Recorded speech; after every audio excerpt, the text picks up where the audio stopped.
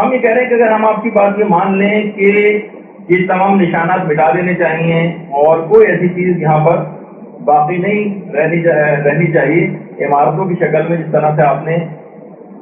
رفتہ رفتہ بھی ان تمام چیزوں کو ختم کیا، تو پھر کیا وجہ ہے کہ مکے کے اندر ایک باقاعدہ ایک اسلامک میوزیم بنایا گیا؟ یعنی وہاں سے تو آپ ساری چیزیں ختم کر رہے ہیں، مکے کے اندر باقاعدہ ایک اسلامک میوزیم،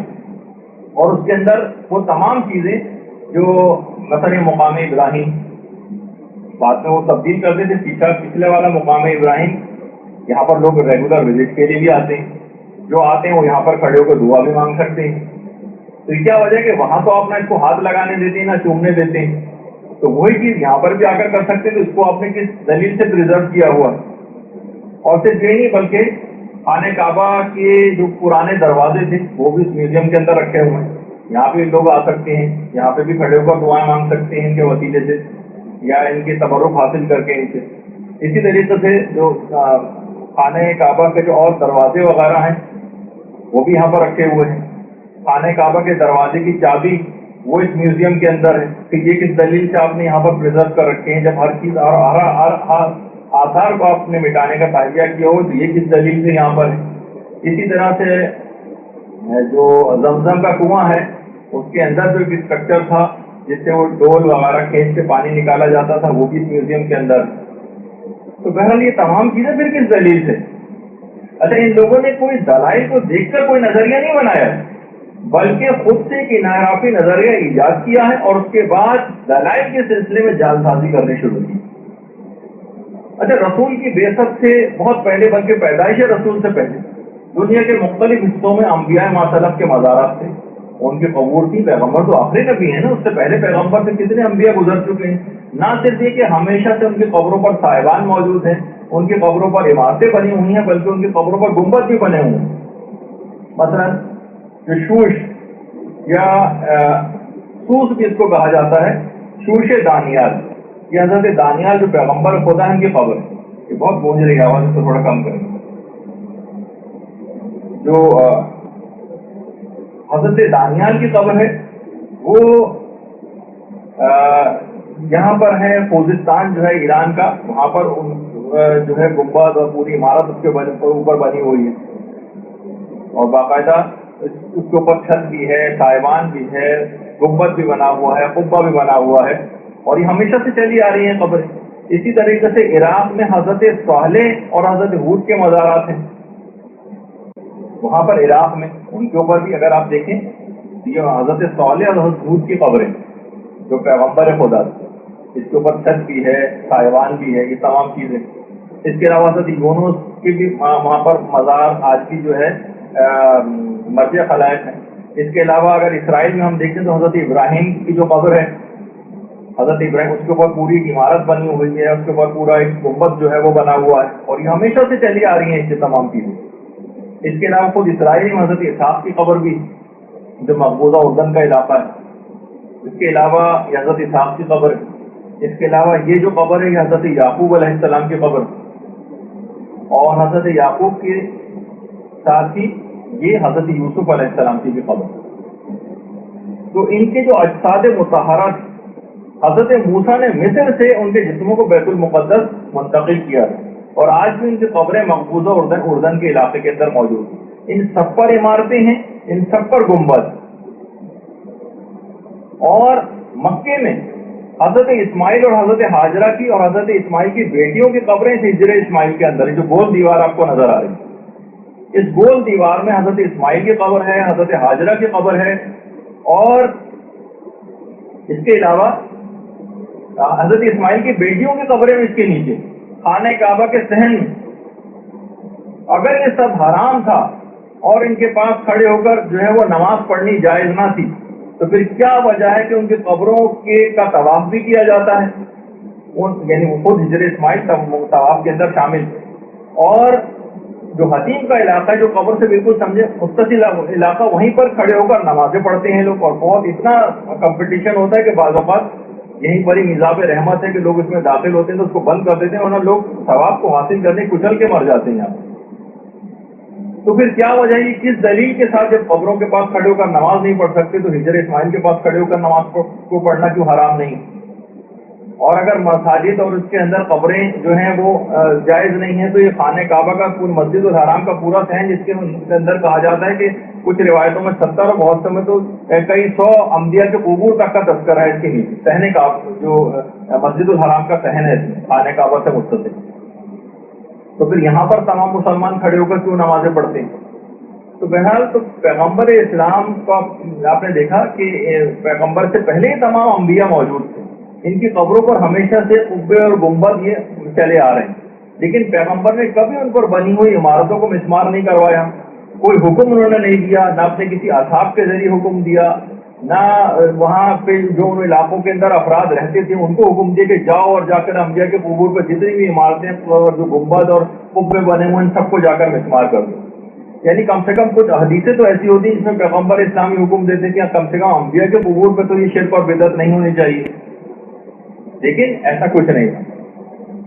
اور کم سے کم یہی پیغمبر کہتے تھے چلیے اگر آپ کہیں دوسرے علاقوں کے اندر پیغمبر نے حکم نہیں دیا تو یہیں پر ہجر اسماعیل کے پاس ممانعت ہونی چاہیے تھی کہ یہاں پر کھڑے ہو کر کوئی شخص نماز نہ پڑھے، یہاں پر قبریں بنی ہوئی ہیں حضرت اسماعیل حاجرہ کی، ان قبروں کے پاس کھڑے ہو کر نماز جائز نہیں، کوئی حدیث آپ دکھا دیجیے۔ تو یہ پیغمبر یہ کر سکتے تھے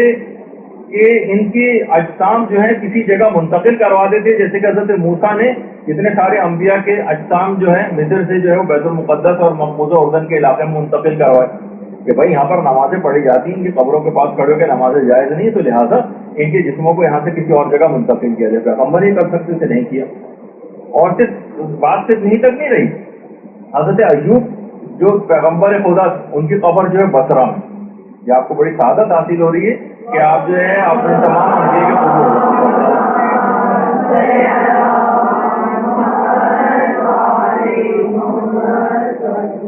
حضرت ایوب کی بصرہ میں جو ہے قبر ہے، حضرت داؤد علیہ السلام کی ان کی جو اسرائیل میں قبر ہے، ان سب کے اوپر بھی آپ دیکھیں کہ عمارتیں اور گنبد بنے ہوئے ہیں۔ حضرت یوشع باقاعدہ جو حضرت آدم کے بعد جو پیغمبر خدا تھے اردن میں ان کی قبر ہے، اور اس زمانے میں لگتا ہے کہ لوگوں کے جسم بہت لمبے لمبے ہوا کرتے تھے تو ان کی قبریں بھی جو ہے وہ کافی طویل اور لمبی، اردن کے علاقے میں حضرت یوشع کی قبر ہے، اس کے اوپر بھی آپ دیکھیں کہ پوری عمارت جو ہے وہ بنی ہوئی ہے۔ اور کسی بھی صحابی نے، کسی بھی ائمہ اطہار میں سے کسی نے، اہل بیت میں سے کسی نے، پیغمبر کے اصحاب باصفا میں سے، اس کے بعد حکومت اسلامی جو ہے وہ کہاں کہاں تک مسلمانوں کی حکومت رہی ہے، لیکن بعد میں کسی نے کیا کرے انبیاء کے مقبروں کے اوپر جو عمارتوں کو نہیں توڑوایا، کسی جگہ نہیں ملتا۔ یہ حضرت ہارون کی جو قبر ہے اس کے اوپر بھی دیکھیں قبہ اور جو ہے عمارت جو ہے وہ بنی ہوئی ہے۔ اس کے علاوہ اگر ہم شام میں دیکھیں تو حضرت حابیل کی قبر ہے، ان کی بھی دیکھیں کتنی طویل ان کی قبر ہے حضرت حابیل۔ حضرت آدم جو پہلے دنیا میں سمجھے انسان تھے، ان کی اولاد کی قبریں، اس کے اوپر بھی پوری عمارت اور قبہ اور سب کچھ جو ہے وہ بنا ہوا ہے۔ اس کے علاوہ حضرت موسیٰ کی قبر ہے، حضرت موسیٰ یہ بھی اسرائیل میں ہے، اور حضرت شعیب علیہ السلام کی قبر اردن کے اندر ہے، اس کے اوپر بھی پوری عمارت وغیرہ بنی ہوئی ہے۔ شام میں حضرت زکریا کی قبر ہے، اس کے اوپر بھی پورے گنبد قبے اور عمارتیں جو بنی ہوئی ہیں۔ پھر شامی میں صحابہ میں سے حضرت بلال حبشی کی قبر ہے، وہ بھی پختہ جو ہے قبر اس طرح سے بنی ہوئی ہے، اوپر جو ہے بلڈنگ اور عمارت جو ہے وہ بھی موجود ہے اس کی۔ یعنی نہ صرف یہ کہ پیغمبر نے اور دیگر آنے والے اصحاب نے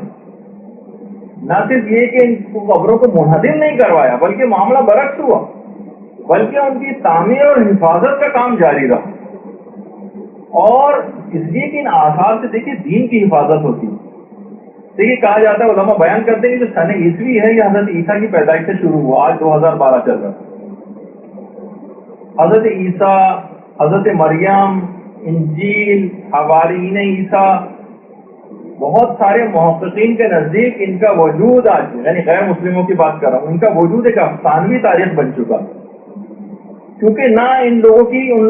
لوگوں نے نہ جائے ولادت کو محفوظ رکھا ہے۔ حضرت عیسیٰ کہاں رہتے تھے ان کے گھر کا کچھ نہیں پتا،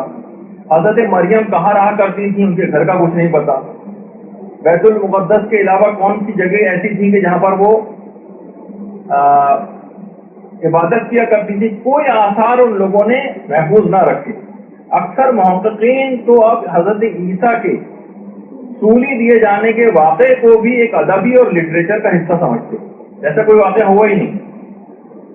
अगर ये निशानियां मौजूद होती, देखिए तमाम आसार उन लोगों ने भी मिटाए और आज उनके पैरोकार भी इसी पॉलिसी के ऊपर अमल पैरा। देखिए अगर ये निशानियां मौजूद हो ना तो आने वाली नस्लें जो हैं उन अफराद से वाबस्ता रहती, ये हक़ानियत का सबूत होती है कि अफराद मौजूद थे, एग्जिस्ट करते थे, ताकि लोग बाद में आने वाली नस्लें, आइंदा आने वाले अदवार और सदियों में उनमें शक की हालत में ना गिरफ्तार हो, जैसे आज लोग शक की हालत में गिरफ्तार हो गए। हज़रत ईसा थे भी या नहीं? मुसलमानों की बात नहीं कर रहा हूँ, उनके मुहक़्क़िक़ीन की बात कर रहा हूँ। हज़रत मरियम थी भी या नहीं? सूली देने का कोई वाक़या अदबी है, कुछ तारीख का हिस्सा भी है या नहीं? तो बहरहाल ये तमाम चीज़ें ऐसी हैं। यही वजह है कि आज हमने वाक़या करबला को तमाम मजालिस और मातम के जरिए जो जिंदा रखा हुआ, इसकी भी वजह ये, जब हर जगह पर बातिल ने रोकने की कोशिश की। वरना आप खुद सोचिए कि रेगिस्तान या जंगल और बयाबान में जो वाक़या करबला पेश आया था, कब का एक तारीखी अफसाना करार दे दिया जाता अगर हम उसको मजालिस और मातम के जरिए बरकरार न रखते, कब का वो कह के खत्म कर देते। लेकिन हमने इस तरीकों से बाकी रखा। रसूल से मंसूब जो चीजें 1400 साल से पैगंबर की हक़ानियत का सबूत है। देखिए हजरत ईसा कितनी बड़ी ईसाई दुनिया है, लेकिन उन्होंने कोई चीज प्रिजर्व नहीं की, लेकिन वो के बातिल अकीदे के ऊपर थे, वो चीजें मिटाते चले गए। आज एक अफसानी चीज समझी जाने लगी।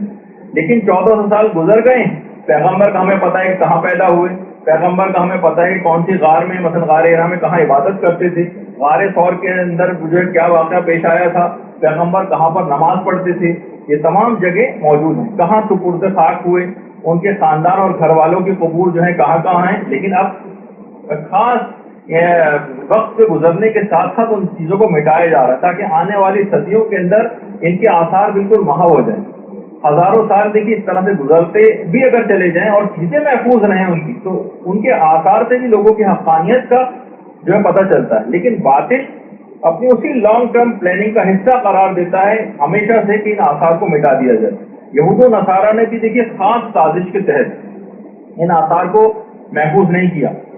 और आज भी उनके वही ज़रख़रीद इसी पॉलिसी पर अमल पैरा है और मुसलसल आसार को खत्म करते चले जा रहे हैं। वरना देखिए और जो औलिया हैं और सालिहीन की कबूर दुनिया में हर जगह, ईरान में भी हैं, इराक में हैं, शाम में हैं, मिस्र में हैं, मराकश में हैं, यूनिस में हैं, पाकिस्तान में हैं, इंडिया में,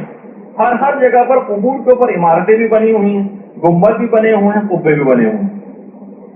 अच्छा अगर आप मान भी लें कि सब चीजें हराम थी, तो फिर आप बताइए कि कब्र रसूल के ऊपर ये गुम्बद खजरा ये क्यों अभी तक आपने बाकी रखा हुआ है? अगर आप कहें कि हमें लोगों का डर है कि अगर हम इस कुब्बे को भी अगर ढाएंगे तो लोग हमारे खिलाफ बहुत ज्यादा हो जाएंगे, तो हम फिर ये आपसे पूछेंगे कि आपने तक़य्ये का नजरिया कब से इख्तियार कर लिया? आपके मज़हब में तो तक़य्या करना हराम है, लोगों को खौफ की वजह से बहुत सी चीजें इस तरह की बर्दाश्त करना। और अगर ये तक़य्या आपके यहाँ जायज था तो ये तक़य्या आपने बकी की कब्रें गिराने में क्यों नहीं इस्तेमाल किया? तो देखिए अगर ये जो कहा जाता है ना कि जो अगर आप ये कहें कि भाई कब्रों के ऊपर इमारत नहीं होनी चाहिए, खुला होना चाहिए, तो रसूल अल्लाह को उनके हुजरे में क्यों दफन किया गया? क्या रसूल अल्लाह जिस कमरे में अपने हुजरे में दफन हुए तो उसकी छत नहीं थी? उसकी छत भी थी। तो पैगंबर इस्लाम जिसके अंदर मदफून है,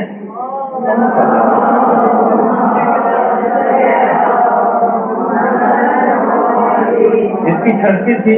इसकी दीवारें भी थी, इसके ऊपर इमारत भी बनी हुई। पैगंबर उसी इमारत के नीचे दफन, और तो उसी हुजरे में वफात के बाद पैगंबर इस्लाम की बिल्कुल कब्र के साथ हजरत आयशा ने 50 साल गुजारे। 50 साल अगर उस कब्र के साथ खड़े होकर नमाज पढ़ना किसी भी कब्र के साथ ममनू है, तो हजरत आयशा की नमाजों का क्या हुक्म? आप बताइए। हजरत आयशा जिस हुजरे के अंदर मौजूद थी वहीं पर पैगंबर इस्लाम की कब्र थी, और हुजरे उस जमाने में छोटे छोटे होते थे, कब्र के बिल्कुल करीब ही बैठकर नमाजें पढ़ती होंगी। तो फिर वो नमाजें किस तरीके से पढ़ती थी? अगर नमाजें कब्र के पास खड़े होकर पढ़ना जायज है, कब्र को किबला तो कोई भी नहीं बनाता है ना, हाँ उसके साथ खड़े हो जाते, उसमें तो कोई हराम की बात नहीं। तो देखिए दफन के बाद भी किसी ने भी पैगंबर इस्लाम की कब्र पर मौजूद ना तो छत को तोड़वाया ना इमारत को तोड़वाया,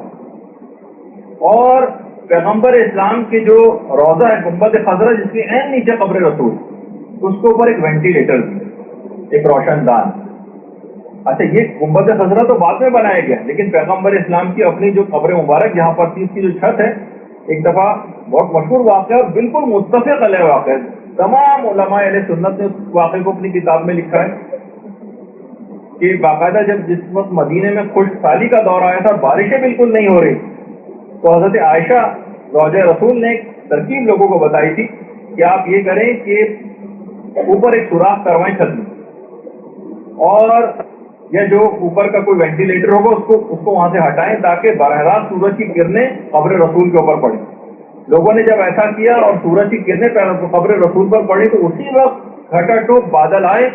اور اسی وقت موسلادھار بارش جو ہے وہ شروع ہو گئی مدینے میں, اور پورا مدینہ جلسہ ہو گیا.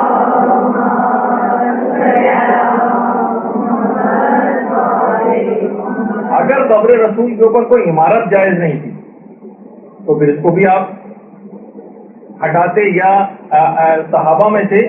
ہٹاتے کہ بھائی سورج کی براہ راست نیچے قبر ہونی چاہیے اور آسمان تلے ہونی چاہیے, اس پر کوئی عمارت نہیں ہونی چاہیے. صحابہ میں سے کسی نے کیوں نہیں توڑوائی, بلکہ اسی چھت کے نیچے حضرت ابو بکر اور حضرت عمر کی وصیت تھی کہ ہمیں دفن کیا جائے رسول اللہ کے ساتھ. اور صرف یہی نہیں بلکہ ہر زمانے میں پیغمبر اسلام کے روضے کی تعمیراتی سرگرمیاں بھی جاری رہی. بنو امیہ اور بنو عباس کے ادوار بھی بعد میں آئے اور انہوں نے قبروں کے اوپر گنبد وغیرہ بھی تعمیر کروائے, اور اس زمانے سے لے کر آج تک ان تمام روضہ رسول پر بھی اور تمام جو مسجد نبوی ہے اور روضہ رسول میں تزئین و آرائش کا کام کیا جاتا ہے, اس کے لیے ماہرین کی خدمات بھی حاصل کی جاتی ہیں. اور باقاعدہ کتاب الاطہار میں امام ابو حنیفہ کے حوالے سے کہ ان کے استاد حماد نے بتایا تھا کہ کچھ لوگوں نے باقاعدہ پیغمبر اسلام اور حضرت ابو بکر و عمر کے قبور کو دیکھا ہے, یعنی براہ راست اپنی آنکھوں سے دیکھا تھا, اور وہ فرماتے ہیں کہ قبر پر واضح ایک ابھار تھا جسے ایک چھوٹا سا گنبد کہہ سکتے ہیں. اور باقاعدہ کتابوں کے اندر باقاعدہ وہ تمام امام ابو حنیفہ سے اور ان کے استاد حماد سے وہ پوری وہ چیزیں نقل کی گئی ہیں کہ ان کی قبر کس طرح کی تھی جنہوں نے اپنی آنکھوں سے قبر رسول کو دیکھا ہے. اللجن اللجن يا مولا اللجن اللجن اللجن اللجن اللجن اللجن اللجن يا صاحب السماء اللجن اللجن